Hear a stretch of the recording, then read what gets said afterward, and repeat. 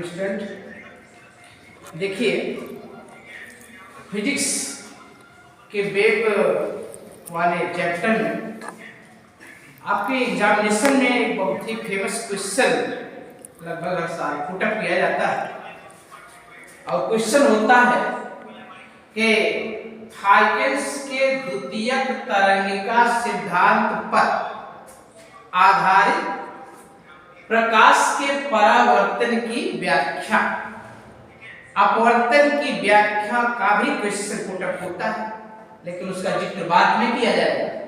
मौके पे आज आप explanation of reflection of light based on secondary wave theory of Huygens पे चर्चा होगी। आप सब जानते हैं 1675 से ये सब कहानी स्टार्ट है।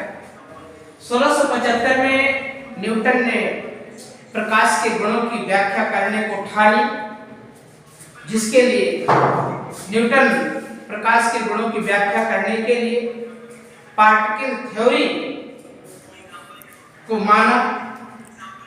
न्यूटन के अकॉर्डिंग प्रत्येक प्रकाश स्रोत से प्रकाश एनर्जी का प्रोपेगेशन एज ए पार्टिकल होता है।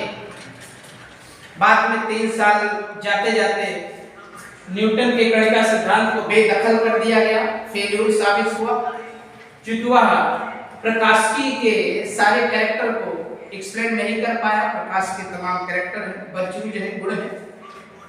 समान माध्यम में प्रकाश का सीधी रेखा में चलना, एक ही प्रकाश स्रोत से चलने वाले प्रकाश किरणों का न काटना, परावर्तन के नियम का पालन करना, अपवर्तन के नियम का पालन करना, विवर्तन के नियम का पालन करना, रमण प्रभाव के नियम का पालन करना, प्रकाश से विद्युत प्रभाव के नियम का पालन करना, जीवन प्रभाव के नियम का पालन करना, स्टार प्रभाव के नियम का पालन करना, बड़ विक्षेपण के नियम का पालन करना।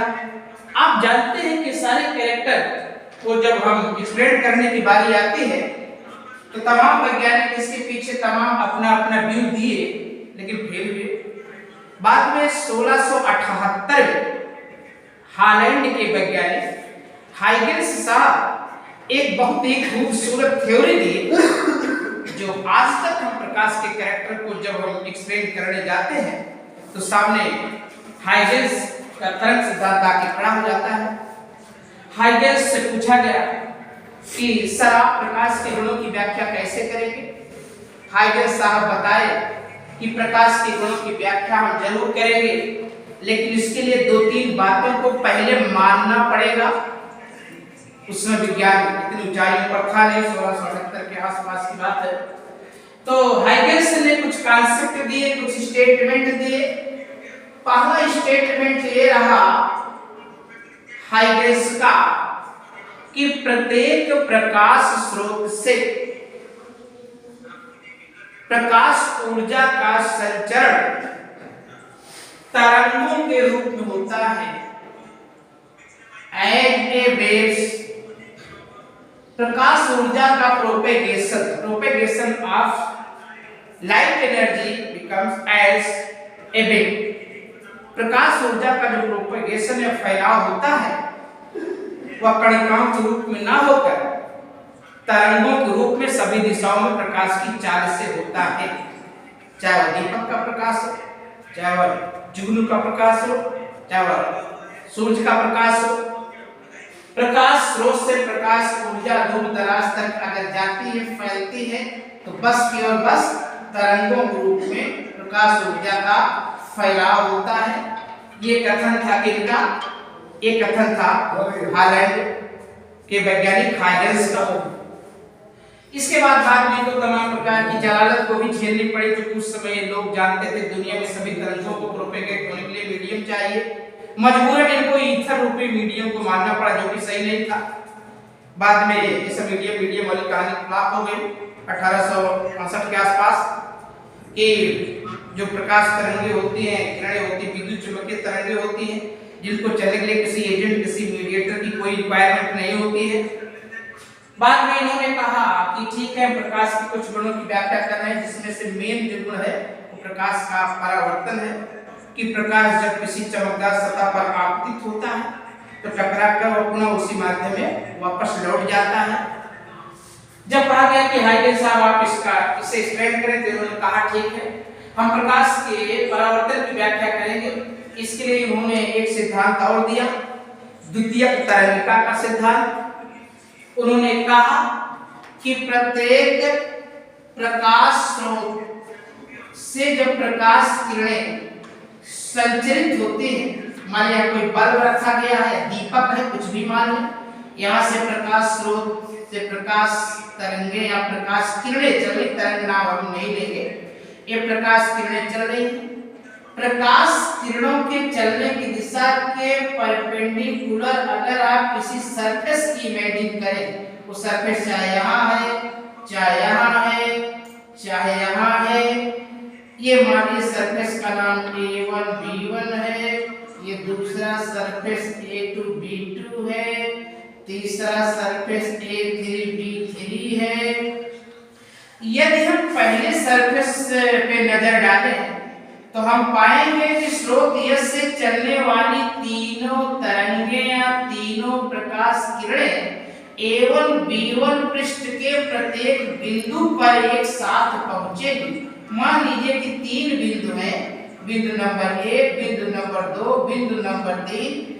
A1 B1 पृष्ठ के तीनों बिंदुओं पर ये प्रकाश की तीनों किरणें एक ही साथ पहुंचेगी। तो जाहिर सी बात है A1 B1 के तीनों बिंदु एक साथ ऊर्जा को पाएंगे।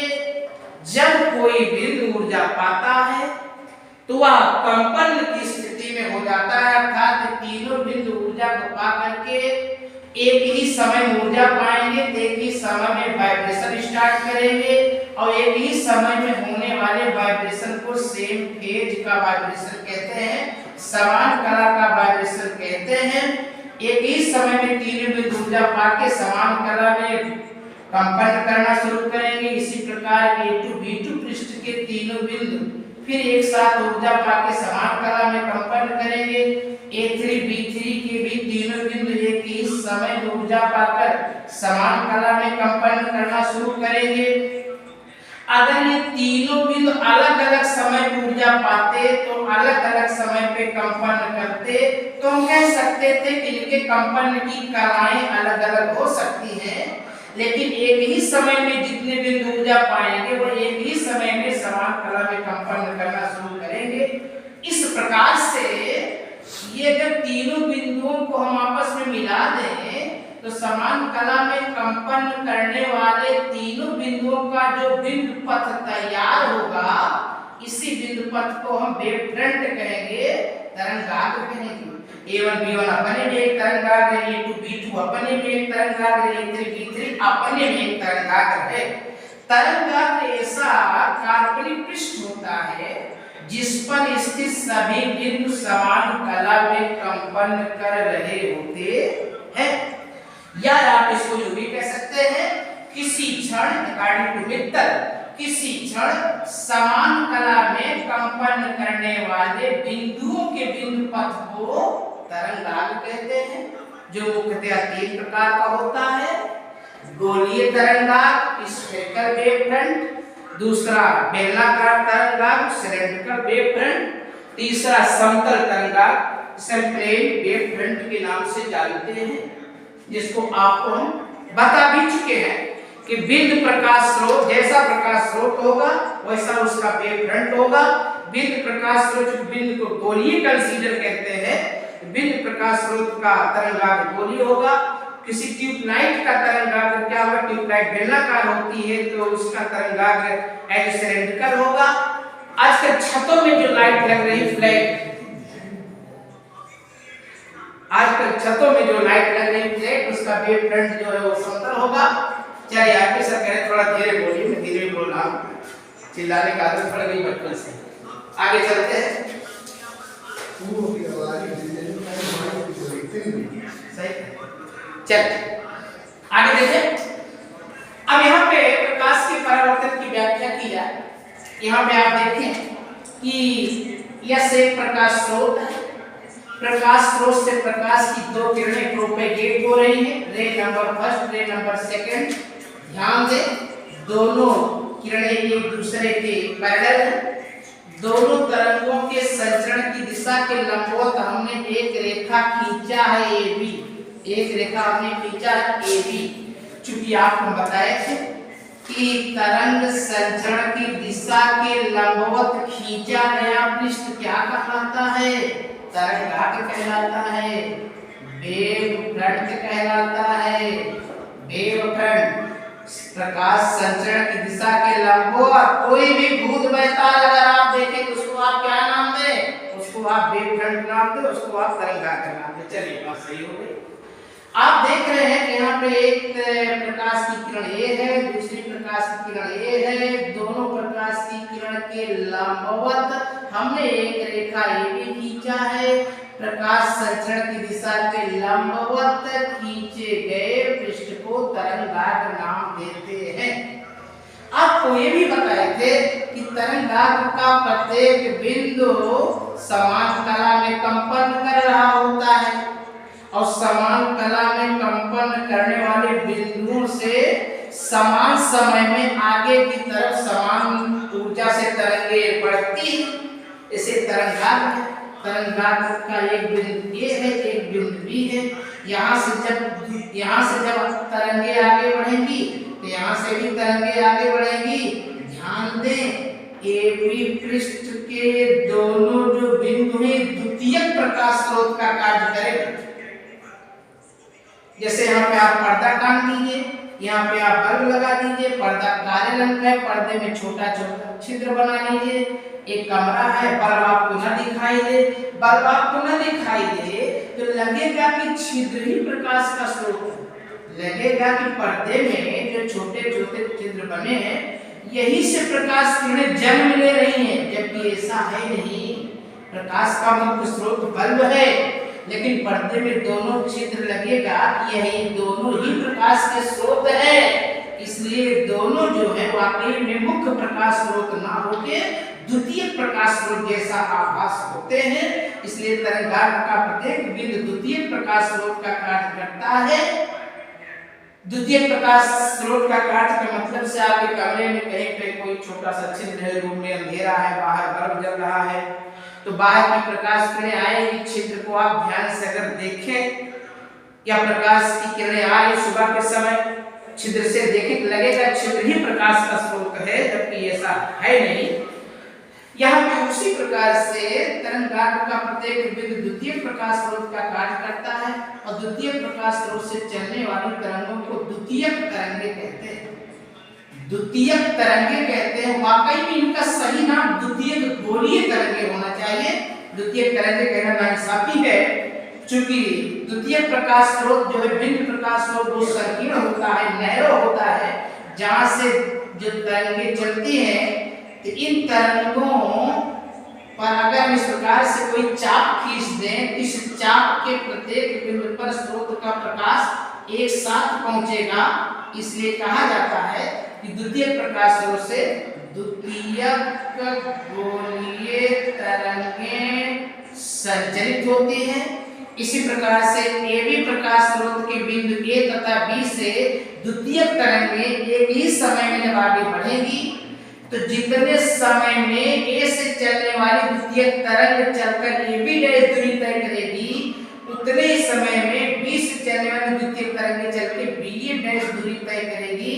अर्थात A तथा B आपतित तरंगाग्र के दोनों बिंदुओं A तथा B से द्वितीयक तरंगें तब आगे की ओर संचरित होती हैं जिस समय तरंगाग्र का A सिरा ZZ डैश परावर्तक पृष्ठ से टकराता है। उसी समय बिंदु A तथा B से द्वितीय गोलीय तरंगें चलकर क्रमशः AB डैश तथा BA डैश दूरियां तय करती हैं।